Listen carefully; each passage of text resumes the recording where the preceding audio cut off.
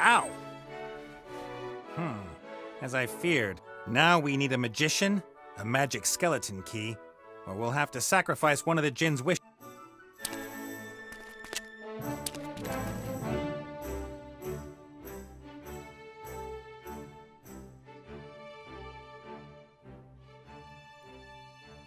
That looks promising.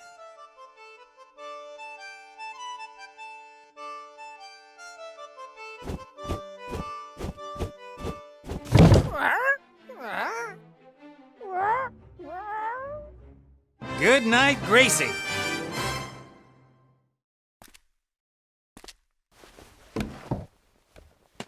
Fezzes are cool.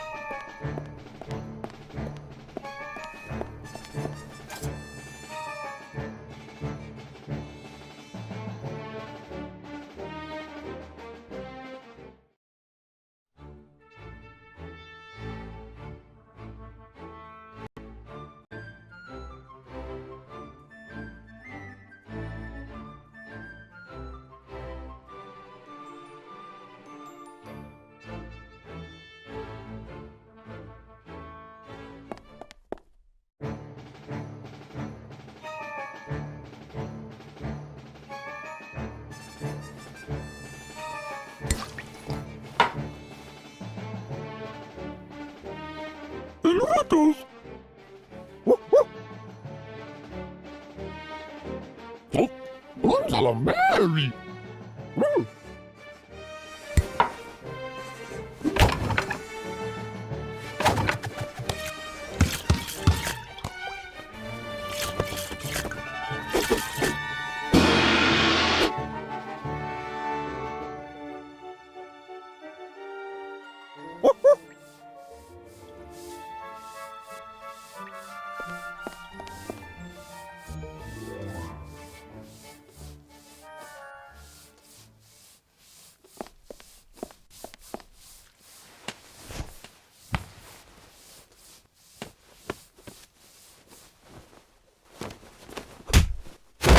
That's gotta be. Now all we have to do is get you out of there. That's my job. Right. How long will it take? In the meantime, I could... What were you saying? And that's why you should always have a reliable partner. It was nothing, really. Oh, I wasn't talking to you. Now let's get out of here.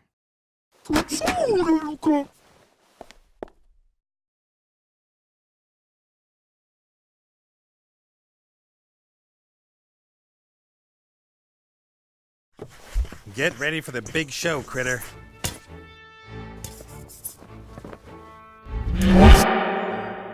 Oh, hello. You're a new one. Ta-da! What? Aren't you supposed to put on a big show? Ta-ta. Good grief. I always thought djinns were godlike super magicians with healthy egos.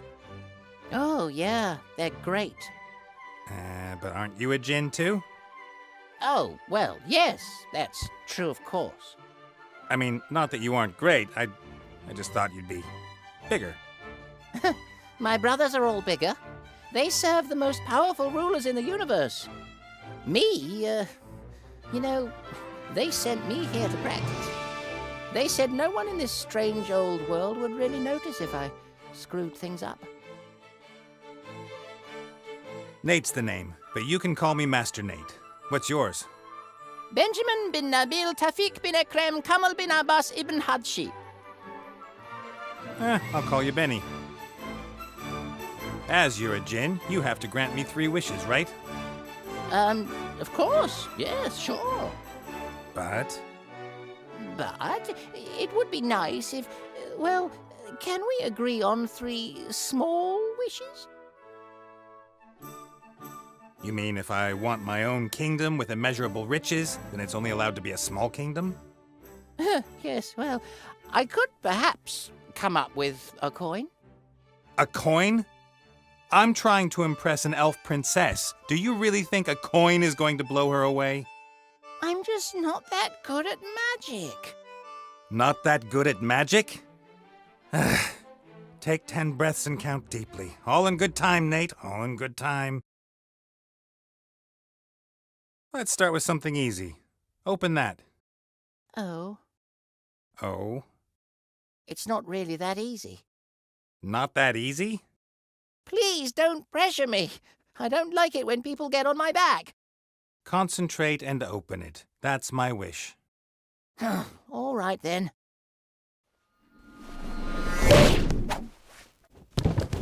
I did it! Did you see that? The padlock. You're supposed to open the padlock. But that's a magic padlock. I can't do that. Benny, now. But what if I do something wrong?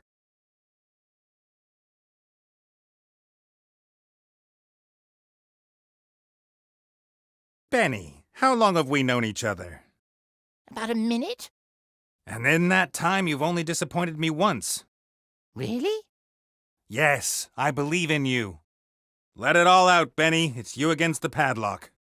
Well, all right then.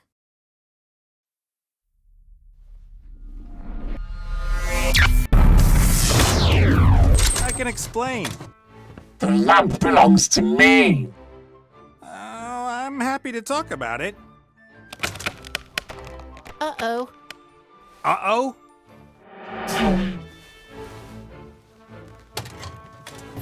Domu. I wish I could comply to your request. Really.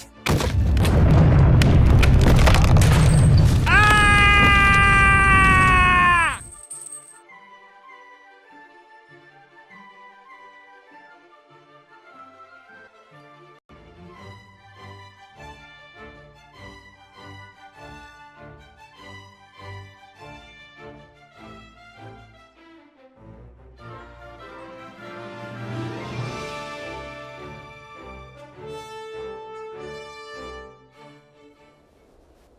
The Archmage claims there are hardly any opportunities for the common citizen to improve their lot.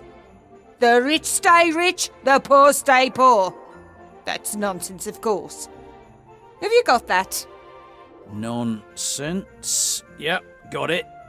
He pleads for more education, for the poor as well. What do you say to that? Too complicated. My party and I have found a simpler way. From tomorrow, anyone can be a winner in life. I present the lottery. And the winners can move from the lower town to the upper town. The winner? Once a month, we grant one citizen from the lower town a better life in our midst. And you will report on it, Mr. Fox. The winner's new fabulous life and how I made it possible. The winner. It's singular. The first draw is tomorrow. I expect to see it all over the paper. Very well, madam.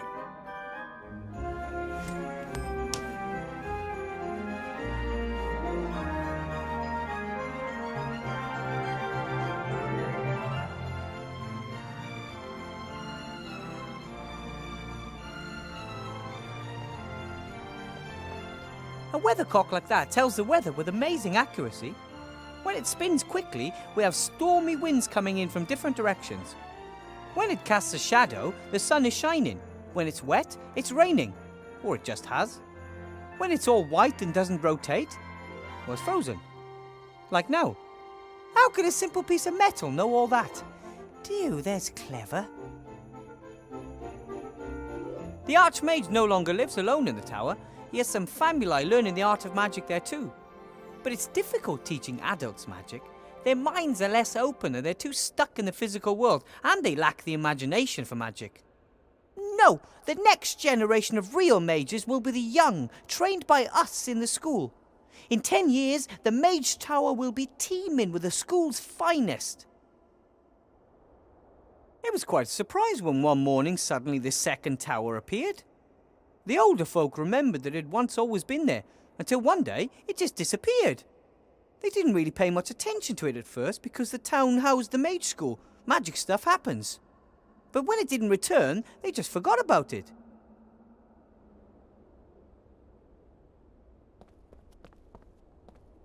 The delivery dock for goods delivered by airship. Bill is one of the town's biggest merchants, and with the war over, more goods land here every day. Bill uses the crane to smuggle things down to the lower town to evade the duty at the gate.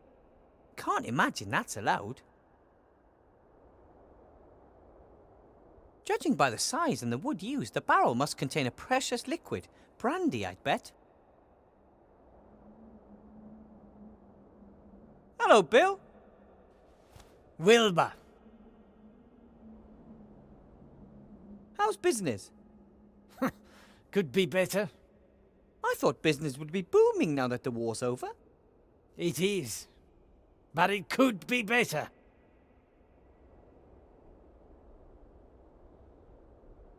Looks like your crane's ready. Oh yes, finally I can lower goods straight down to my stall.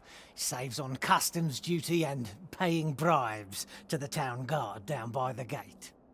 Is that legal? Not paying bribes? Dunno. But nowadays an honest trader's got to look out for number one. Were you in the lower town today? What's the situation like?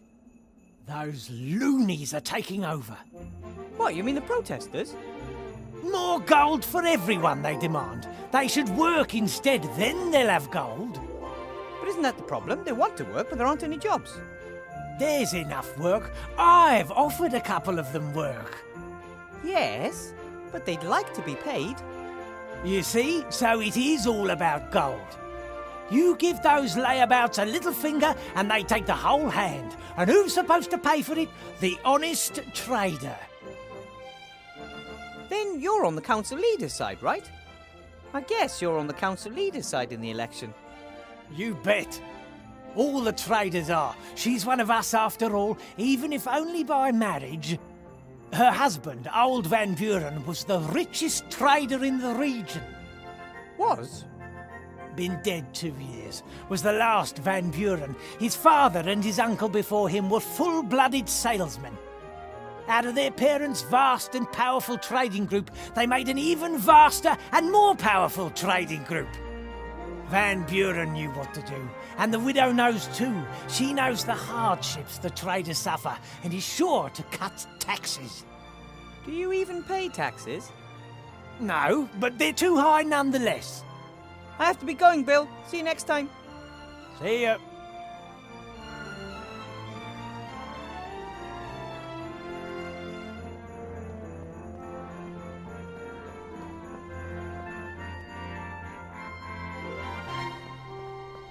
I'm not so convinced that this lottery is a good idea. Sure, it's a fine thing for the winner, but wouldn't it be a coincidence if the right person won?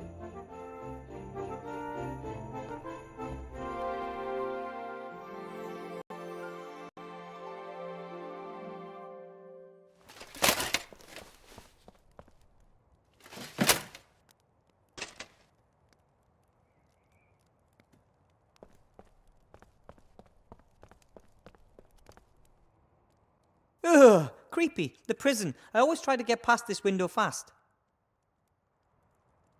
The coat of arms of the proud town of Seastone. capital of the Alliance and largest town in all Avantasia. With the refugee camp on the outskirts of town, Seastone seems larger than ever before.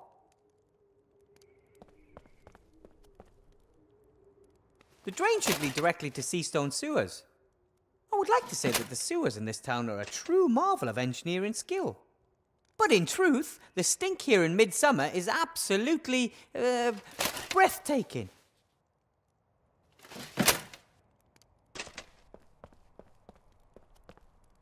All of the expensive shops in Seastone are here in the upper town. This bakery makes the finest pies, the most delicious cakes, and the most amazing chocolates. Luckily, I don't have enough money to buy myself a treat every day.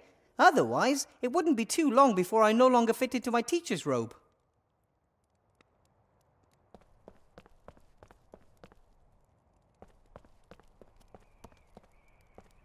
The latest edition of the Seastone Lookout, the local newspaper. Council Leader Van Buren, we are equal opportunity providers. Tomorrow morning we will present our solution to the poverty problem. We are the only ones with simple and efficient solutions to today's problems.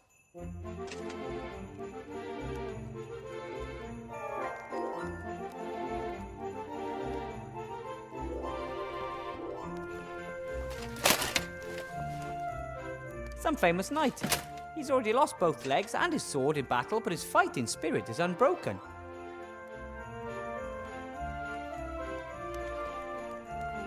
The gate to the lower town is closed. That's new. Normally you can go down there until late at night.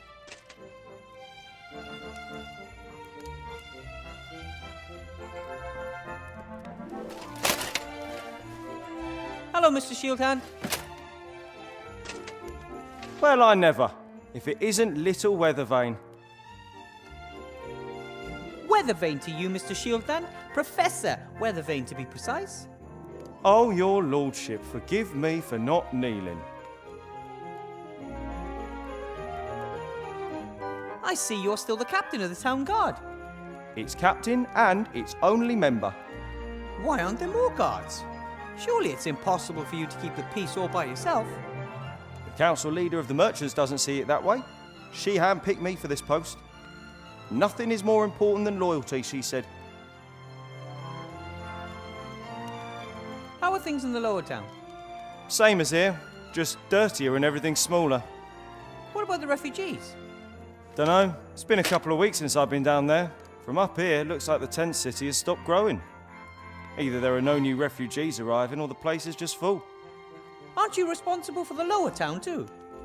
Can hardly be expected to go down there. The place is crawling with criminals.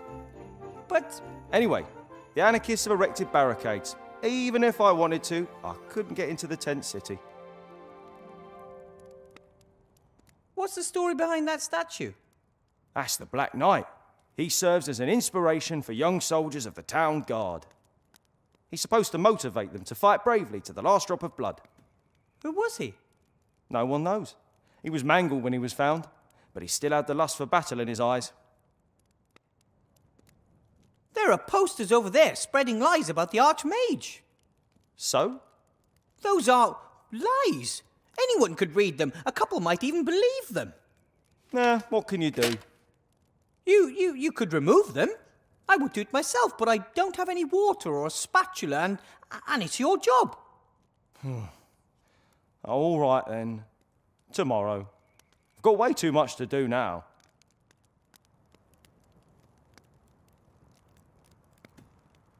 So, what are you doing? I'm guarding the town. I'm the town guard. Why is the gate closed? I want to go to the lower town. Curfew. After dark, residents of the upper town can only enter the lower town with special permission. Who came up with that? Council Leader Van Buren. She's worried about the well-being of the residents of the upper town. And where do I get one of these permits? Nowhere today. You can go to the town hall and apply for one there tomorrow. But I'm supposed to meet Remy in the inn tonight. Tough.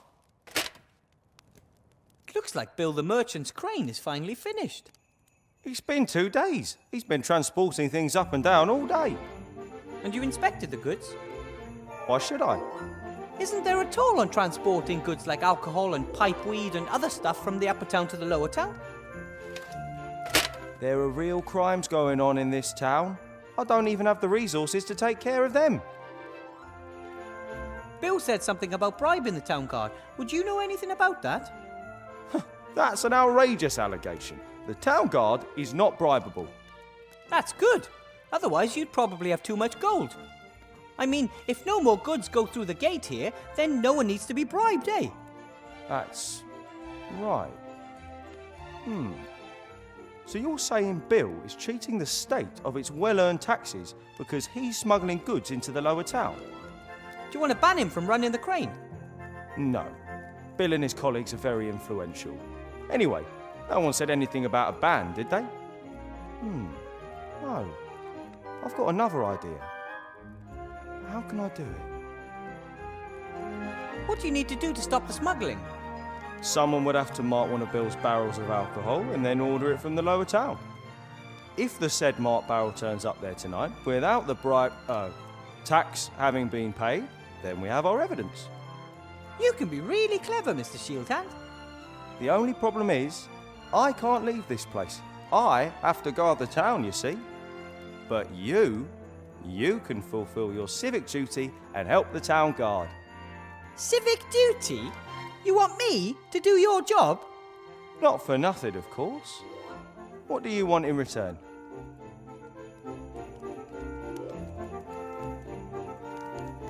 I want a pony. Aha! So you want free access to the lower town? Ah, no, I want a pony. Yes, you already said that, but that's not how it works. You want to go to the lower town, I won't let you. But, coincidentally, there is something you can do for me. So we'll come to an agreement and you get... A pony? Ugh. Fine then. I want into the lower town. Excellent. Now you help me convict Bill and I give you the key to the gate. Okay. Here's a piece of chalk.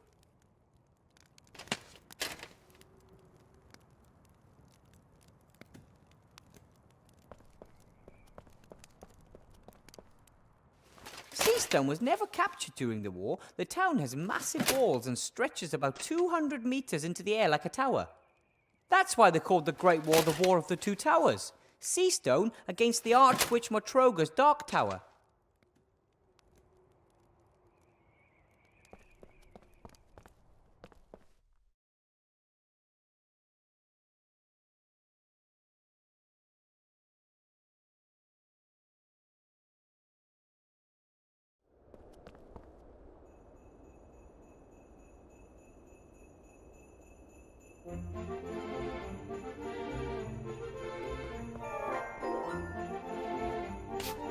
Done.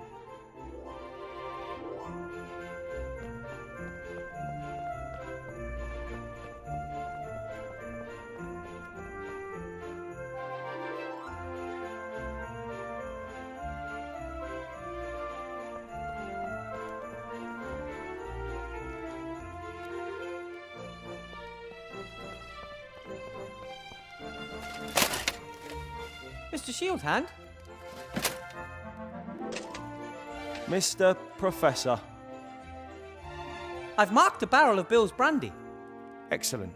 Then go down to the lower town and order a barrel and we'll see what happens.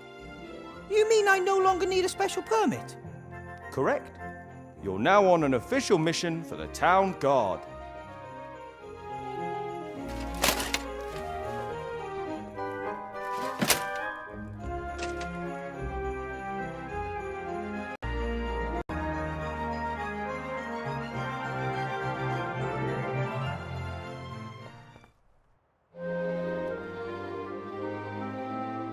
Bill's store. During the day, he sells stuff from the upper town that you can't normally get down here. Bill also built the outhouse. Remy says he's rented this entire strip along the town wall. Maybe he couldn't bear the thought of leaving his stand unattended for a few minutes a day.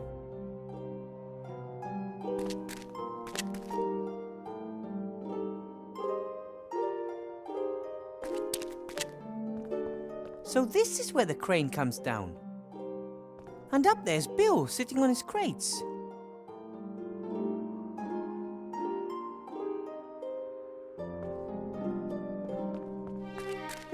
A wooden box full of old tools. Some sort of metal clamps, a hammer, some wire. Probably Bill uses the stuff to maintain his stand. I'll take the hammer.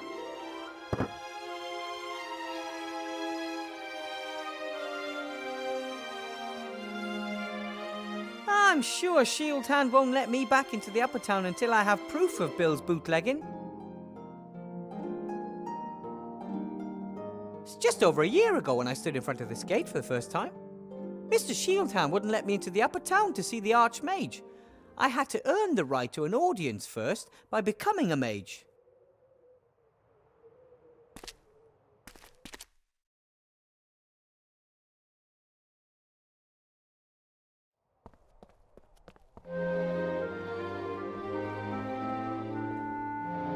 Seastone has grown quite organically over the centuries. There are doors behind which there are only walls, staircases that lead to nowhere.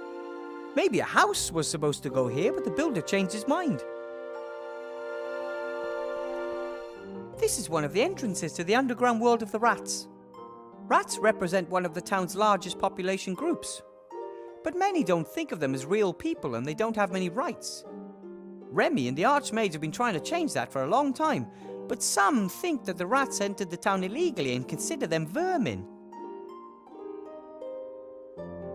At the moment, more people live outside the town than inside it. Most of them are refugees.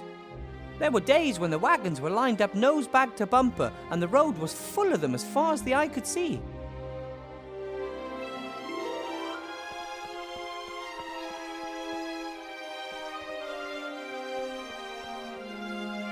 The houses in Seastone are pretty cramped together. And down there somewhere there's a city made of tents and boards. The Archmage is working hard to give people hope after the devastation of the war.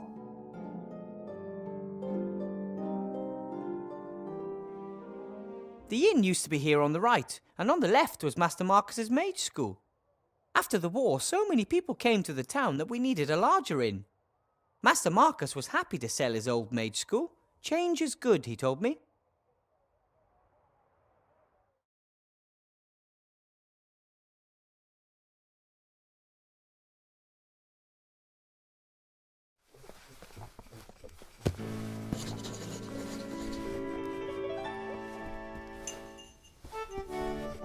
Headmaster Block seems to be counting gold. Lots of gold. I wonder where he got it. Hello, Headmaster Block. Weathervane, haven't you got things to attend to at school? I'm sort of still on the job. I'm just getting some tools from the town. Fine. I have to admit that your performance today did not disappoint me. Really? I didn't expect anything. Thus, I was neither surprised nor disappointed that your results do not look good when compared to those of a qualified specialist.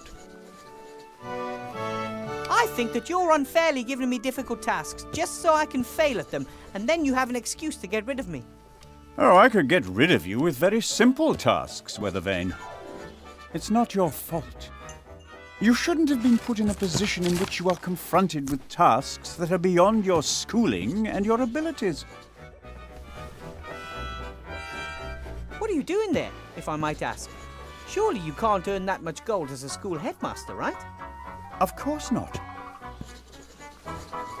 The gold is for the council leader's election campaign. I'm her party treasurer. Some people want the council leader to win the election very badly. Of course. They see their donation as an investment in the future, and they know how to make a difference. Have to be going. I'll be expecting you tomorrow after the opening ceremony for a staff appraisal meeting, so we can talk about your performance. Very well. My golem and I are going to show you.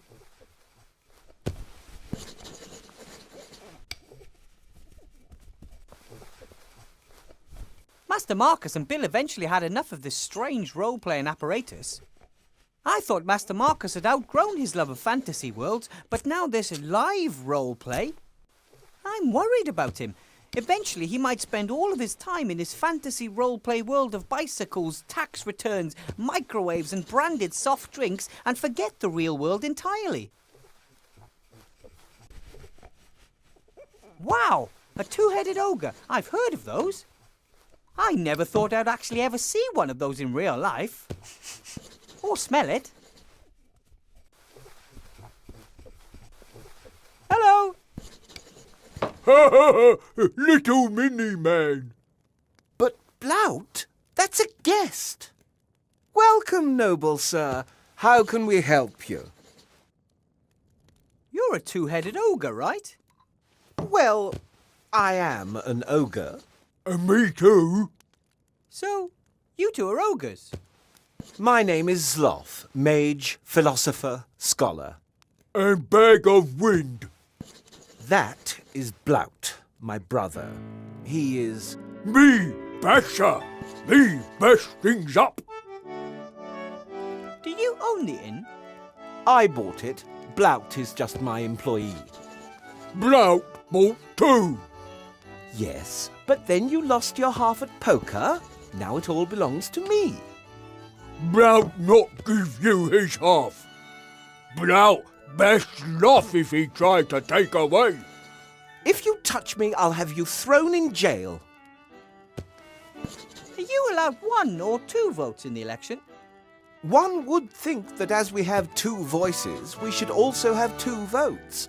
Unfortunately, the town council sees things differently. And who do you want to vote for? Archmage Alistair, of course. Council...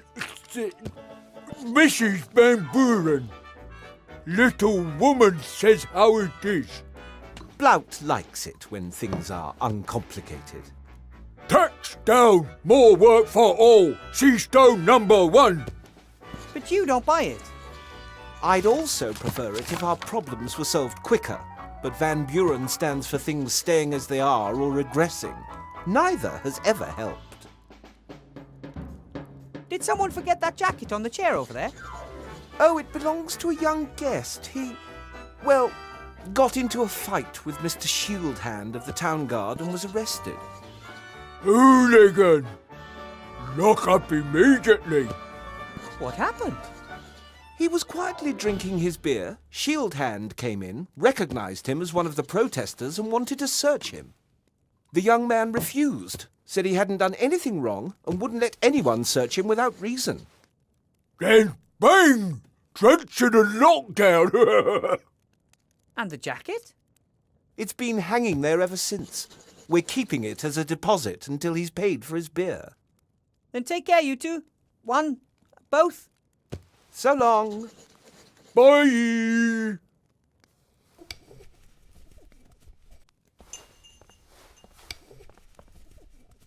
Hopefully I can sleep in my own bed tonight. A bed here at the inn would overtax the contents of my wallet.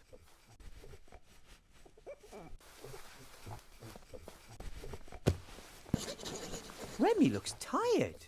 I think the election campaign and the current situation in the town are really taking their toll on him. Hello, Remy. If it isn't the magic school's new star professor. How was your first day, Wilbur?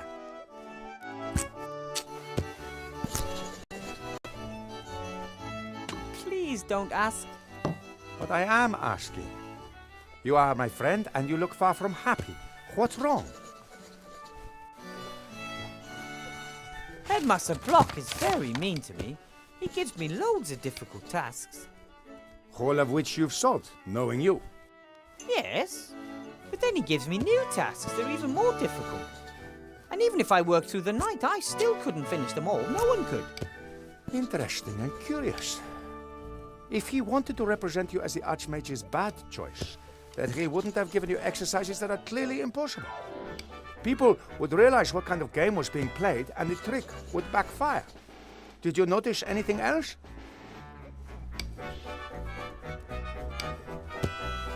Yes.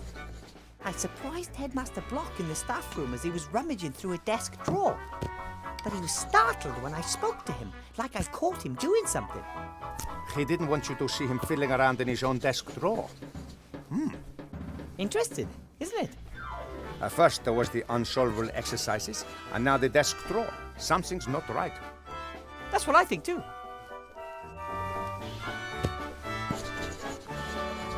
You don't look all that happy yourself. Tough day. Tough week. I'm worried about the Archmage's safety. The situation in the town is explosive. He was heckled on the street while checking up on the field hospital down there. But it was just some wound-up idiots. I'm worried about the one assailant who has enough brains, resources, and volition. Someone? Like Headmaster Block? Hard to imagine, but it can't be ruled out. We need more information. The council leader was standing up by the new lottery drum, dictating tomorrow's edition of the Lookout to a reporter. Yes, she has the Lookout under her thumb. She's a horrible piece of work. Ambitious, stubborn, and unscrupulous. A dangerous combination. Comes from a humble background, but got her feet under old Van Buren's table. Tried to persuade him to do all sorts of new business deals and start a career in politics. Many say he died so young because he finally wanted to be left in peace. How did she end up as the Archmage's most promising challenger? The Archmage doesn't want the most important posts in government to go automatically to the richest citizens anymore, but rather to the most competent people, chosen by the people.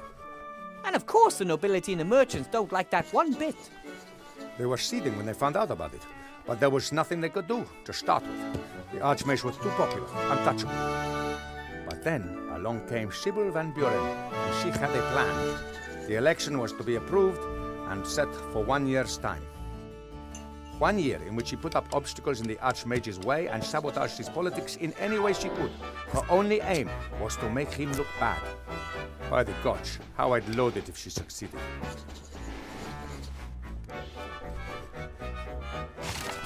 But we will win the election, right? The Archmage, I mean. Van Buren has used all her resources. They're powerful, rich friends with important posts at the Seastone Lookout. It's the only newspaper left in town. Simple slogans, simple solutions, patriotism and resentment. She tells the people what they want to hear. And yet, the Archmage will win the election. Every vote for the council leader and her cronies is a vote too many. But stupidity amongst the voters has not prevailed yet.